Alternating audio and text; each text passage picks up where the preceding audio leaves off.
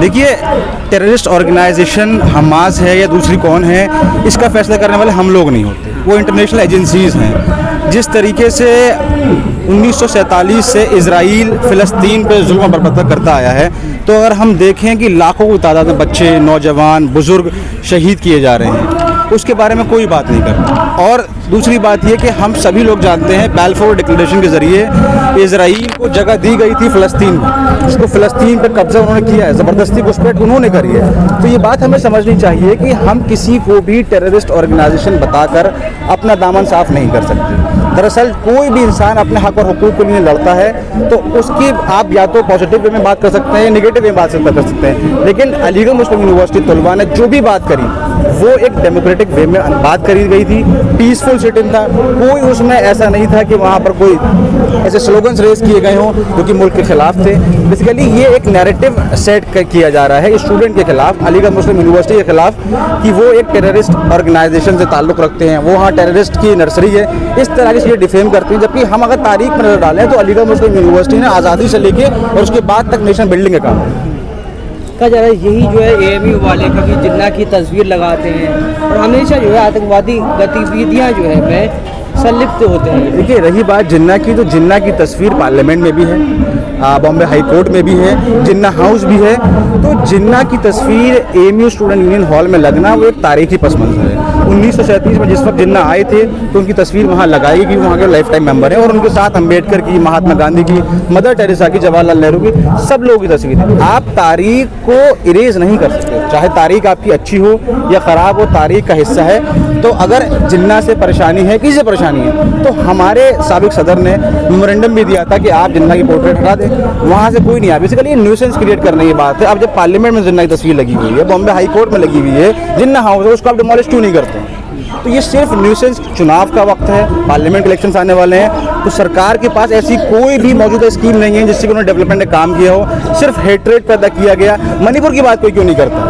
आप इजराइल की, फ़लस्तीन की बात कर रहे हैं, मणिपुर में हमारी बहनों को नंगा करके परेड कराया जा रहा है, नौजवानों को जिंदा जलाया जा रहा है, उस पर कोई बात करने को तैयार नहीं है। क्यों? क्योंकि वो ऐसी एक कली है जिससे कि सरकारी पोल खुल सकती है। टीवी मीडिया मणिपुर नहीं जाकर जो इजराइल पहुंचा है, क्या बिल्कुल जाहिर सी बात। देखिए, ये अपनी कमियों को छुपाने की बात है कि हम इजराइल के साथ हैं। हमारे मुल्क में इस वक्त अगर आप देखें तो नफ्स नफ्सी का मामला है, हेट्रेड का मामला इतना पहुंच गया है, माइनॉरिटीज़ को परेशान किया जा रहा है, माइनॉरिटीज़ को सताया जा रहा है। आप मणिपुर के अलावा और जगह देखें, आप घुसपैठ की अगर बात करते हैं, बेसिकली ये सरकार इजराइल चूँकि एक इलीगल सेटलर है, इलीगल घुसपैठ है, उसको सपोर्ट इसलिए कर रही है क्योंकि ये सरकार हमेशा से इलीगल ऑक्यूपेशन को सपोर्ट करती आई है। जिस तरीके से अरुणाचल में चाइना घुस रहा है और सरकार अपनी आंखें मूंद कर बैठी हुई है, तो इस बात की दलील है कि ये सरकार इलीगल सेटलर्स को प्रमोट करती है और अलाउ करती है। अच्छा, दो धड़े में इस टाइम जो है अवाम बढ़ चुकी है, कुछ लोग आई स्टैंड इजराइल लिख रहे हैं और इजराइल जाने की बात कर रहे हैं, दूसरी तरफ जो कहा जा रहा है कि मुस्लिम कम्युनिटी वो फ़लस्तीन की बात कर रही है। देखिए, सबसे पहले तो हमें माजी पर नज़र डालनी होगी कि माजी में किसने क्या किया है। फ़लस्तीन ने गलत किया है या इजराइल ने गलत किया है? कोई भी चीज़ ऑल ऑफ अ सडन निकल के नहीं आती, तो आप माजी को पढ़ें। परेशानी ये है कि यहाँ कुछ लोग माजी को नहीं पढ़ते हैं और सिर्फ मौजूदा हालात को देखते हुए एक्ट करते हैं,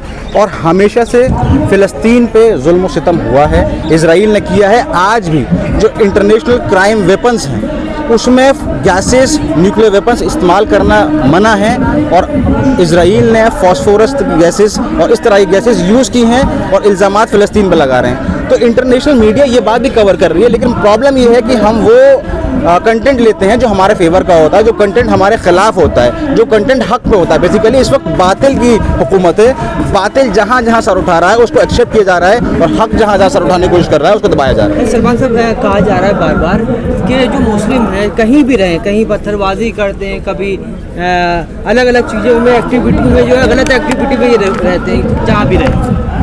देखिए, आप कहने को कुछ भी कह सकते हैं कि मुसलमान पत्थरबाजी करते हैं या कुछ भी कर सकते हैं, तो ये चीज़ बिल्कुल बेमानी बात है।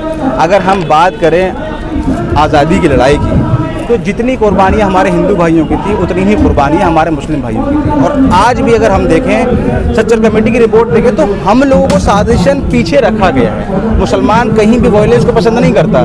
मुसलमान रसूल पाक मोहम्मद सल्लल्लाहु अलैहि वसल्लम का उम्मती है, जो कि हर जगह पीस की बात करता है, पीस को प्रमोट करता है। फ़िलिस्तीन की अगर बात करूँ इस मौजू में, तो फ़िलिस्तीन के जो अहदेदारान हैं, फ़िलिस्तीन के जो लीडरान, उन्होंने पीस के लिए मुसलसल कोशिश करी, मुसलसल वहाँ वादे हुए, मुसलसल उनसे बातचीत हुई, लेकिन इजराइल ने हमेशा से चीज़ों को क्रॉस किया। और रही बात हिंदुस्तान के मुसलमानों की, तो हिंदुस्तान के मुसलमान आज भी जुल्म सितम के बाद पीस चाहते हैं, अमन चाहते हैं, और पुरजोर तरीके से अमन के साथ अपनी बात को रख रहे हैं। इसकी एक मिसाल अलीगढ़ मुस्लिम यूनिवर्सिटी का ये धरना है। इस तरीके से पीसफुल तरीके से धरना चल रहा है, ये इस बात की दलील है कि हमारे यहाँ पिछले 2 साल से वाइस चांसलर नहीं है, धांधलेबाजी नौकरियों में हो रही हैं, अपॉइंटमेंट में हर चीज़ पर धांधलेबाजी हो रही है, लेकिन उसके बाद भी हम यहाँ जंतर मंतर है पीसफुल अपना धरना लेके बैठे हैं। और मुसलमान हर जगह पीस की बात करता है और पीसफुल एहतजाज करने में यकीन रखता है, वही करता है। अच्छा, आपने इलेक्शन की बात की, तो इस चीज़ों से जो है इलेक्शन पे असर पड़ने वाला है? देखिए, ये आज़ादी के बाद से एक तारीख का हिस्सा रहा है कि आपको अगर आपने कोई डेवलपमेंट के काम नहीं किए, खास करके बीजेपी 2014 जब से आई है, तो आप पहली बात तो जितनी भी स्कीम्स वो लेकर आई है वो सारी की सारी स्कीम कांग्रेस की। आपने नाम बदल दिया, नाम बदल के आप उसको टैगलाइन दे के अपनी चीज़ें बताने। दूसरी बात कि इस सरकार ने माइनॉरिटी को छोड़ दीजिए, मेजॉरिटी के लिए भी कुछ नहीं किया, सिर्फ मंदिर और मस्जिद की बातें बताकर, सियासत सिखा के लोगों के बीच नफरत पैदा करके उनको बांटने का काम किया जा रहा है। ये बात आज पता नहीं चलेगी, ये बात जब आज से 10 साल बाद जब ये नौजवान नौकरी के लिए निकलेगा तो उसको महसूस होगा कि यहाँ नौकरियाँ नहीं हैं, तब उसको एहसास होगा। जैसे कि अगर हम देखें हंगर इंडेक्स में आज हम 3 रैंक और नीचे जा चुके हैं, 113 में पहुँच चुके हैं 125 में। तो ये बात महसूस कराती है कि ये सरकार सिर्फ और सिर्फ कम्युनल एजेंडा पे इलेक्शन लड़ना चाहती है, लेकिन महसूस होता है कि आवाम इनकी चीज़ों को समझ रही है और इलेक्शन में इनको आईना दिखाने का। मोदी जी सबका साथ सबका विकास की बात करते हैं, पसमानदा मूवमेंट की बात भाजपा करती है, और तारिक मंसूर साहब को तक जो है MLC बना दिया, और आप क्या लेंगे? प्रॉब्लम तो यही है कि ये बात करते हैं। अगर पसमानदा या मुसलमानों की या माइनॉरिटीज़ की इतनी फिक्र होती तो बिदुड़ी ने जो पार्लियामेंट में किया था उसको मोदी जी तुरंत कंडेम करते, जिसको उन्होंने कंडेम करने का काम नहीं किया।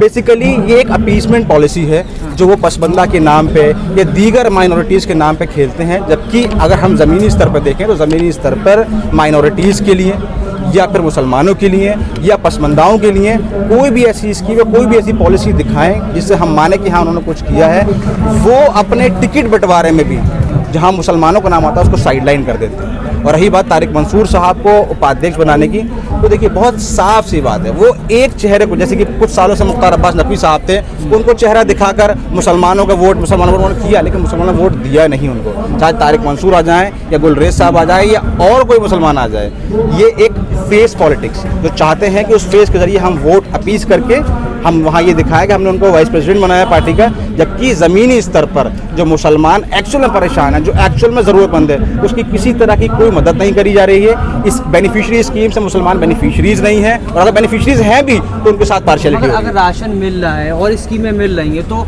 बराबर है, वो जो है नॉन मुस्लिम को भी मिल रही है, मुस्लिम को भी मिल रही है, इसमें जो है भेदभाव कहाँ हो रहा है? देखिए मेरे भाई, ज़मीनी स्तर की बात अगर हम करें तो ज़मीनी स्तर पर मुसलमान को राशन कितना मिल रहा है या गैर मुसलमान को राशन कितना मिल रहा है, मैं तो ये बात कहता हूँ राशन किसी को नहीं मिल रहा है, ना मुसलमान को मिल रहा है ना गैर मुसलमान को मिल रहा है।